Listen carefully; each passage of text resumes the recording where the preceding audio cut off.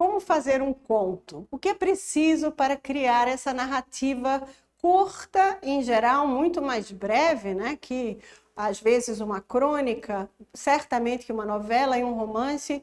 A gente lembra de Machado de Assis aqui porque ele é que dizia que o conto é um tiro a queima-roupa. Ou seja, é uma narrativa breve que precisa ser contundente e que não pode, como romance, trazer tantos elementos ao mesmo tempo.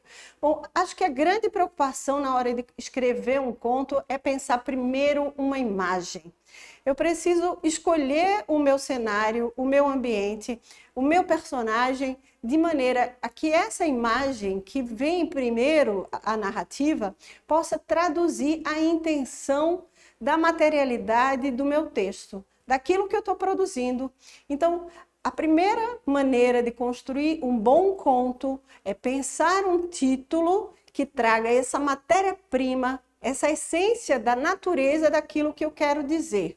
Por exemplo, vou citar para vocês um microconto, que é uma forma até muito usada nessa pós-modernidade, dada a nossa brevidade, né? Se o conto já era um tiro a queima-roupa, imagine aqui agora um microconto, onde eu posso chegar na essência das coisas.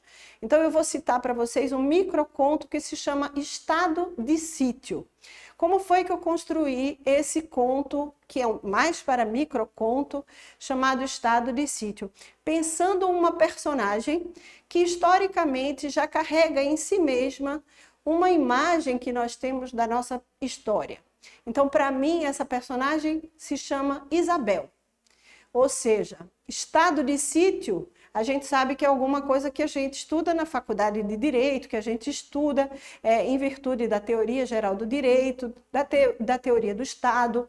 É alguma coisa que acontece com uma cidade, por exemplo, no caso de uma calamidade, e que essa cidade se isola do resto do mundo em virtude da necessidade de agir, de atuar diante do perigo. E a minha heroína, ou a minha personagem, ela tem o nome de alguém que historicamente nos remete a um processo, sim, de intervenção pela lei, pela mão da força da lei, para que alguma coisa se modifique numa sociedade que estava adoecida, né? Então, Isabel, porque, óbvio, né? Isabel é uma personagem que vai me trazer elementos culturais e, dentro do seu nome, uma interface de uma imagem histórica. O que acontece com Isabel? Isabel ela é obrigada a fazer filmagens da família, em geral imagens que são remetendo a um casamento, e ela veste um vestido de noiva porque ela precisa atuar, mesmo não sendo essa noiva. Essa cauda do vestido longa se arrasta como a roca das horas, ela vai fiando esse microconto dentro de uma situação limítrofe de tensão, porque nada foi previamente organizado. E tudo isso porque a gente vai descobrir que Isabel, nessas filmagens de família, vai dar de cara com alguém que a infância a obrigou a chamar de tio, mas que, na verdade, a gente sabe cometeu o grande erro de desejar Isabel. Nesse lugar, o conto está novamente trazendo a gente para uma imagem que vai solucionar o meu problema rapidamente, como deve ser uma narrativa do conto. Isabel diz que recebe a ligação do tio, o narrador conta isso, e que ele foi rápido. Quero ver você. E ela, ao mesmo tempo, onde está minha tia? E o canalha desliga. Tio tem péssimas intenções em relação a Isabel. A narrativa termina quando outro tio, o pai não acredita em Isabel, minimiza a situação, e um outro tio não, realmente intimida e diz que vai denunciar aquele assediador.